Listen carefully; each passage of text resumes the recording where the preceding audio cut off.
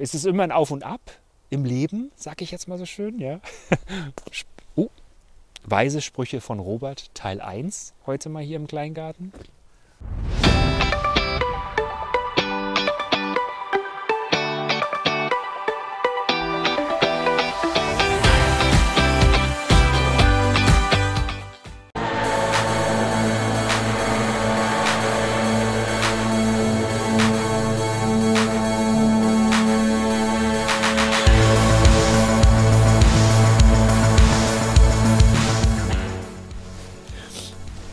Gott, Leute, ist das heute wieder kalt. Als ich bei mir zu Hause in Niederschönhausen losgefahren bin, da hat die Sonne schön geschienen und das war richtig toll hier in Kombination mit dem Schnee, der hier liegt. Es war also super hell und ich muss zugeben, es ist jetzt auch nicht wirklich dunkel, aber ich habe es ein bisschen anders erwartet, weil es nämlich sowas von kalt, unglaublich.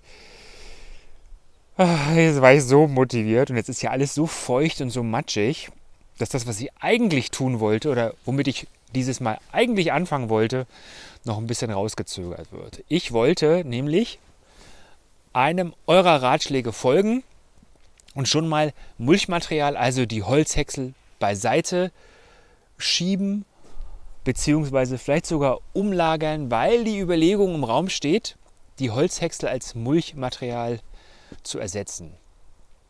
Denn es könnte schon sein, dass diese Holzhäcksel dafür verantwortlich waren, dass unser Ertrag im letzten Jahr nicht so großartig war, weil wir vielleicht zu wenig gedüngt haben, zu wenig Stickstoff hinzugegeben haben. Ich hatte jedenfalls das Gefühl, dass einige Pflanzen hier in diesem Bereich, der so abgemulcht war, nicht so gut kamen wie das Jahr zuvor. Was denkt ihr denn darüber? Holzhäcksel sollten... Also es waren Holzhäcksel, die wir vom Komposthof bekommen haben. Und wir haben auch gedüngt. Vielleicht zu wenig, ich weiß es nicht. Weiterhin benutzen oder auf ein anderes Mulchmaterial umsteigen? Und wenn ja, welches Mulchmaterial würdet ihr uns dann ans Herz legen? Was benutzt ihr so?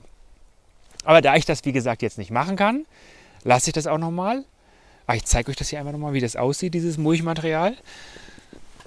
Diese Holzhäcksel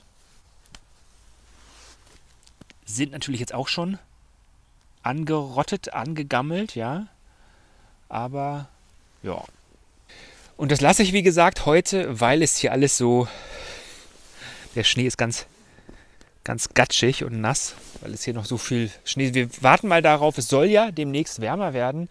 Das ist hier alles ein bisschen abtrocknet oder wenigstens nicht komplett nass ist, also komplett Niederschläge drauf liegen, um das wegzumachen. Was ich aber machen kann, sehr gut machen kann, ist, und das wurde in den Videos auch schon ein paar Mal gesagt und hat die liebe Gitti mir vorhin auch gesagt, was ich machen könnte. Und da hat sie absolut recht, ein bisschen Ordnung machen. Denn hier stehen überall Eimer rum, die Bokashi-Eimer, die Terrasse,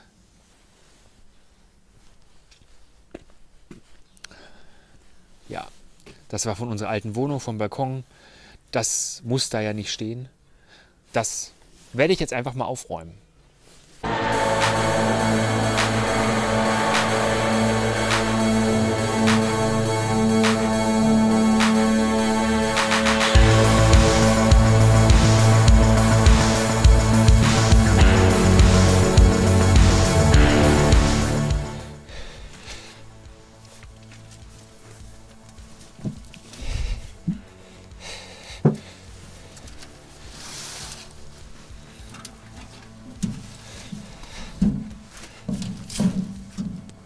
So, weil ich euch immer überall mitnehmen will, habe ich das jetzt ausprobiert. Habe jetzt die alten Blumentöpfe leer gemacht, die alten Pflanzen, die verwelkt sind und die Erde hier auf den Kompost gehauen. Und die Töpfe, das ist zum Teil Steingut, aber sagt man das Steingut? Weiß ich nicht. Also das sind auf jeden Fall so Steintöpfe, aber es sind auch Plastiktöpfe. Die gehen jetzt erstmal noch ins Häuschen, bis wir dann die ganzen Sachen wirklich bepflanzen. So, aber ich kann gar nicht so viel in die Hütte reinräumen. Ihr seht ja, wie es hier aussieht. Wir haben da eine ganze Menge schon auch Martin und ich nach unserem Umzug reingeräumt und müssen hier auch irgendwie mal gucken, wie wir dann weiter vorangehen mit der ganzen Renovierungsgeschichte. Leute, denn das ist nämlich ein riesiges Projekt, was in 2023 bei uns ansteht, endlich die Laube mal bezugsfertig zu machen. Ihr wisst, was ich meine. Natürlich darf sie nicht zum dauerhaften Bewohnen oder Wohnen geeignet sein, ja, aber dass man das wenigstens ein bisschen gemütlich macht, weil was ihr gerade gesehen habt, ist nicht wirklich gemütlich. Also, wir rufen euch auf, wenn ihr HandwerkerInnen seid, die uns unterstützen wollen. Meldet euch gerne, E-Mail-Adresse steht unter diesem Video. Wir brauchen definitiv große Hilfe dabei. Ja, Handwerker ist das Thema hier, diese Eimer, die ja, wir sagen ja nicht von welcher Firma die sind. Sieht man ehrlich gesagt auch gar nicht. Die sind aber nicht gesponsert, ja, deshalb sind sie auch abgeklebt, sondern die sind ehrlich gekauft. Und ich muss sagen, viele dieser Eimer, die jetzt vielleicht gerade mal 2 Jahre alt sind, sind hinüber, sind so nicht nur ausgeblichen, sondern diese Weichmacher in dem Kunststoff ist komplett raus scheinbar. Die Deckel brechen hier ab.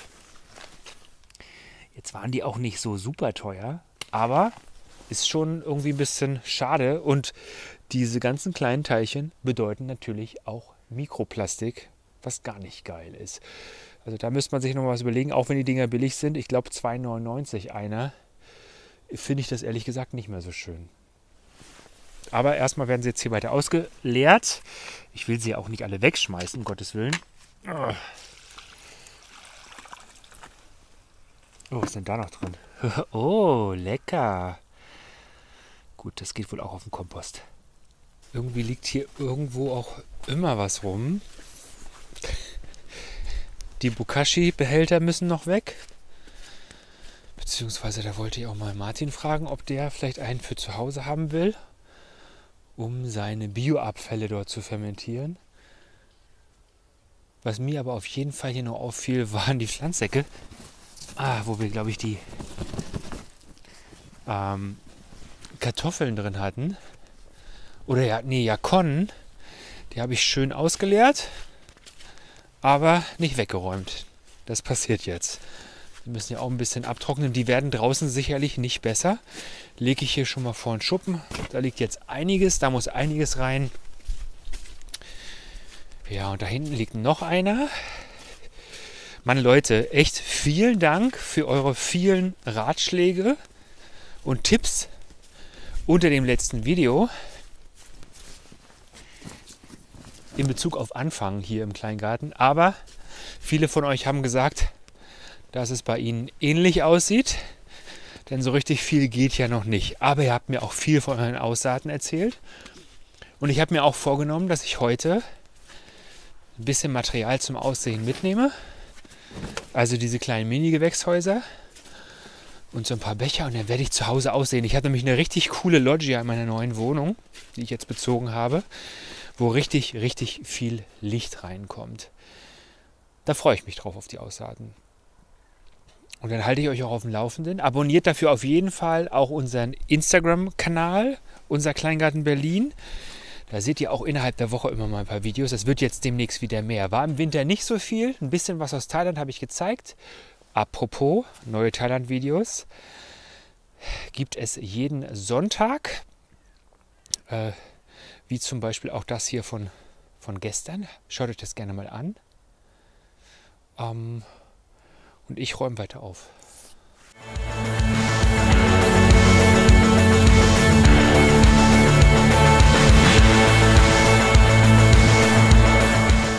Der Apfelbaum war ja in meinem letzten Video auch Thema. Und zwar habe ich darüber gesprochen, dass mein Gedankengang dazu ist, den rauszunehmen wäre unmöglich. Und einen anderen dahinzustellen, solange der noch da ist, auch nicht sinnvoll. Habe ich jetzt Unterschiedliches gehört. Also unter anderem gab es den Hinweis, der Baum hätte wohl 3 oder 4 Hauptwurzeln. Und wenn man die rauskriegt, dann wäre gut. Habe ich ehrlich gesagt noch zu viel Angst. Und dann kam der Hinweis, dass es wohl doch auch möglich wäre, einen anderen Baum dort in die Nähe zu pflanzen. es sollte nur kein Apfel sein. Ich glaube, Christine hatte das geschrieben in den Kommentaren zum letzten Video. Was haltet ihr denn davon? Oder was würdet ihr auch empfehlen? Und Obstbäume ist auch ein gutes Thema, denn von einigen kam der Tipp doch, so ein Säulenobst zu kaufen, so Säulenobstbäume. Und das habe ich getan. Es sind 4 verschiedene. Die kleinen Mäuse sind da. Einmal Säulenkirsche Stella. Dann gibt es Säulenpflaume Black Amber sowie Säulenapfel Braeburn. Den kennen wir ja alle. Und Säulenbirne Doyenne du Comis. Klingt spannend. Jetzt stellt sich natürlich die Frage, wo das hingeht bei uns im Garten. Wenn ihr Ideen habt, wo so Säulenobst gut steht oder ob ihr sowas auch schon mal versucht habt im Kübel zu halten, hätte ich fast gesagt, also im Kübel zu haben, dann wäre das ja auch eine Idee. Dann wäre es mobil, jedenfalls die erste Zeit. Ich befürchte, dass all unsere Bäumchen, die wir hier vorne haben, das waren ja 2 Apfelsorten und eine Williams-Christbirne, dass die auch tot sind. Also die sehen irgendwie nicht so fresh mehr aus, muss ich ganz ehrlich sagen. Ist natürlich echt schade, denn das waren auch wohl so eher alte, besondere Sorten. Wäre schade, wenn die jetzt wirklich kaputt wären.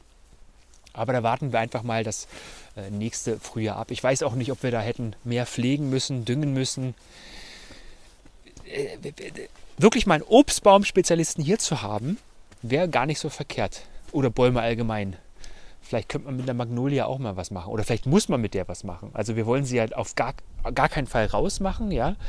Aber vielleicht kann man die irgendwie, vielleicht muss man die auch irgendwie unterstützen. Ich weiß es ja nicht. Deshalb, Profi wäre da vielleicht nicht verkehrt. Ja, Rhabarber wächst weiter. Habe auch schon die ersten Rhabarber-Rezepte gelesen. Rhabarber-Rezepte werden Dauerbrenner sein bis zum 23. Juni oder 26. Juni, wenn die Rhabarbersaison vorbei ist. Also immer wieder damit ab in die Kommentare.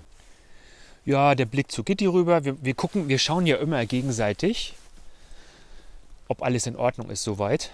Auch als ich in Thailand war, hatten wir Gitti gesagt, Robert, mach dir keine Sorgen. Robby wirft immer einen Blick rüber, alles in Ordnung bei euch. Gut zu wissen, deshalb gucke ich jetzt auch rüber, wobei man dazu sagen muss, Gitti war vorhin schon da und wir haben uns auch richtig schön unterhalten. Wir haben uns ja in Thailand getroffen, als ich da in Misan war. Eine ganze Woche haben wir quasi zusammen, nicht quasi, wir haben eine ganze Woche zusammen verbracht und das hat auch wirklich gut funktioniert. Ne, Gitti, was meinst du? Schreib mal in die Kommentare. Hat schon, oder? Sag mal. Ja, nee, war schön. Da war ich eingeladen bei Gittis Sohn, bei René. Schöne Grüße auch an dieser Stelle. Es war wirklich unglaublich toll. Hat sehr viel Spaß gemacht und hat auch definitiv dazu beigetragen, dass ich hier in Deutschland angekommen bin und eigentlich gleich wieder weg wollte, weil ja, ich einfach eine wunderbare Zeit dort hatte. All das könnt ihr in den Thailand-Videos sehen. Kanal verlinkt. So Leute, und jetzt ist mal wirklich der passende Moment, um Danke zu sagen. Danke für euren Zuspruch unter dem letzten Video, das erste in 2023, was echt abgegangen ist wie nix. Über 200 Kommentare. Ihr habt gesagt, ich soll mit den Videos weitermachen. Haben die meisten gesagt, glaube ich jedenfalls. Ja doch. Ich versuche ja auch jeden zu beantworten. Wenn mir das nicht immer gelingt. Ich habe, als ich aus dem Urlaub zurückgekommen bin, festgestellt, dass über 100 Kommentare nicht beantwortet waren. Und das hatte einen Grund, den ich mir nicht erklären kann irgendwie. Das wurde mir einfach nicht angezeigt. Normalerweise kann ich filtern, unbeantwortete Kommentare und dann werden die mir alle angezeigt. Die wurden mir nicht angezeigt und auf einmal waren sie da. Also habe ich dann viele nachbeantworten müssen. Ich hoffe, ihr habt euch trotzdem gefreut. Auch nach Monaten teilweise. Aber eure Kommentare, das letzte Mal, die haben mich so richtig aufgebaut. Da waren Sachen dabei, wie zum Beispiel, ja klar, weitermachen oder danke für das ehrliche Video, das ist eine Motivation. Und ganz ehrlich, das verstehe ich total gut. Ich gehe hier auch nicht immer total motiviert rein. Das seht ihr ja auch. Gerade die ersten Tage, die ich aus Thailand zurückgekommen bin, waren für mich richtig schlimm. Denn ich komme nach Deutschland zurück bei richtig miesem Wetter. Vorher über 5 Wochen Sonnenschein, nackig durch die Gegend laufen. genießen, leckeres Essen, Urlaub halt. Ne? So, und dann kommst du zurück. Ich habe mich schon auf die Arbeit gefreut. Ich habe mich auch auf den Garten gefreut. Ich habe mich auch auf die Familie und auf die Freunde gefreut. Aber trotzdem ist das eine harte Umstellung. Und wenn du dann in den Garten kommst und siehst, dass es irgendwie so richtig Winter ist und nichts passiert ist, was soll denn auch passiert sein? Ja, dann ist das schon mal richtig demotivierend. Aber eure Kommentare haben mich dann aufgebaut. Deshalb meine Bitte, schreibt doch unter jedes Video einfach einen netten Kommentar. Ich weiß, es fällt manchmal schwer, aber man kann ja ein Emoji machen, ein Herzchen machen oder schöne Grüße schreiben einfach nur. Das hilft unserem Kanal auf jeden Fall. Genauso wie wenn ihr den Kanal abonniert und den Daumen nach oben klickt. Wir möchten ja noch ein bisschen wachsen mit dem Kanal, ja, und dementsprechend bitte ich euch einfach darum. Das motiviert mich. Also umso mehr Leute ein Feedback geben, das motiviert mich. Und das Feedback muss auch nicht immer strunzpositiv sein. Ich akzeptiere auch Kritik. Damit kann ich auch umgehen. Ja. Es gibt auch immer mal Kommentare, die finde ich dann doch auch nicht so hundertprozentig angebracht. Ja, also wenn dann Person darüber schreibt, dass es befremdlich erscheint, dass ich nicht weiß, was meine Kollegen hier aus dem Garten machen, dann kann ich nur sagen, dass ich diesen Kommentar ein bisschen befremdlich finde, denn ich finde es überhaupt nicht schlimm, wenn wir jetzt Winter haben und die beiden nicht hier sind, weil es einfach nicht so geil ist, hier zu sein. Ja. Ich glaube, auch viele KleingärtnerInnen sind im Winter quasi nicht im Garten. Ja. Und dann finde ich, hat auch niemand das Recht zu sagen, jetzt sag doch mal genau, was die anderen beiden machen, weil das unter Umständen vielleicht auch einfach nicht alle was angeht. Sage ich jetzt mal so. Ja, also von daher, ja, es ist immer ein Auf und Ab im Leben, sage ich jetzt mal so schön. Ja. Weise Sprüche von Robert, Teil 1, heute mal hier im Kleingarten. Ja, wo ihr schon da seid, kann ich euch mal zeigen hier. Ja. Bei uns im Hochbeet, ja. Ich habe euch die Mäuschen gezeigt. Ja, da wo sie ihre Eingänge haben, ist schön frei alles. Schön, ne? Wobei ich sehe gar keine Tapsen. Na, die gehen wahrscheinlich auch gar nicht großartig hier im Beet rum, denn sie können sich ja alles immer schön von unten ziehen. So ein bisschen wie im Trickfilm. Ne? Ja. Also so sieht es bei uns aus derzeit. Und ich finde auch, dass das in Ordnung ist, dass mal weniger passiert im Kleingarten. Ich möchte euch trotzdem weiter auf dem Laufenden halten, weil ihr das eindeutig gesagt habt, dass ihr das wissen wollt, was hier so losgeht. Und wenn wir richtig Action machen wieder, also richtig was Pflanzen aussehen und so weiter und so fort, dann wird sowieso nochmal richtig geil. Ach, wir haben ja auch so viel vor. So hoffe ich, dass ich bald mal eine Schrebergarten-Persönlichkeit besuchen kann. Habe ich ja letztes Jahr schon angekündigt. Wer sich das gemerkt hat, schreibt es gerne mal in die Kommentare. Wen werde ich demnächst hoffentlich bald besuchen. Und wir bekommen aber auch Besuch hier wieder im Kleingarten. Darauf freue ich mich auch schon. Ja, es wird langsam. Die große Hoffnung ist, dass es wärmer wird in den nächsten Tagen. Soll's, sagt der Wetterbericht. Ich werde jetzt hier mal weiter aufräumen.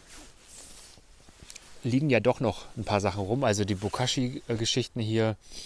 Ich will vor allem, ich finde jetzt noch nicht so schlimm, dass hier die ganzen Sachen sind noch, also die ganzen Pflanzen, die werden auch, wie ihr das uns empfohlen habt, gehäckselt und dann als Mulch verteilt. Allerdings kann ich das schlecht häckseln und kleinschneiden oder wenn das so feucht ist, also warte ich auch, bis es ein bisschen trockener ist. Wir haben hier ja auch so einen Walzenhäcksler. Damit wird das schon irgendwie funktionieren. Ich räume, wie gesagt, noch ein bisschen weiter auf. Und dann sehen wir uns in der nächsten Woche wieder. Ich freue mich da tierisch drauf. Auch die Frühblüher, die hier langsam so kommen. Krokusse sehe ich hier schon. Ja. Die ganzen Rosen bekommen Knospen. Es ist toll. Ja. Freue ich mich schon riesig drauf, wenn das alles wieder anfängt zu blühen und ein bisschen wärmer wird. Ja. Und der Himmel auch ein bisschen freundlicher aussieht. Ich sag's euch, bis ich angefangen habe zu filmen, war hier richtig Bombewetter. Ja? Also die Sonne schien, hat auch immer mal ein bisschen geschneit, aber es war eigentlich geiles Wetter. Gut, ich wünsche euch einen schönen Start in die Woche und wir sehen uns hoffentlich in alter Frische nächste Woche wieder. Wie gesagt, vergesst nicht, einen süßen Kommentar unter das Video zu schreiben. Damit macht ihr mir auf jeden Fall eine Riesenfreude. Bis dahin, alles Gute!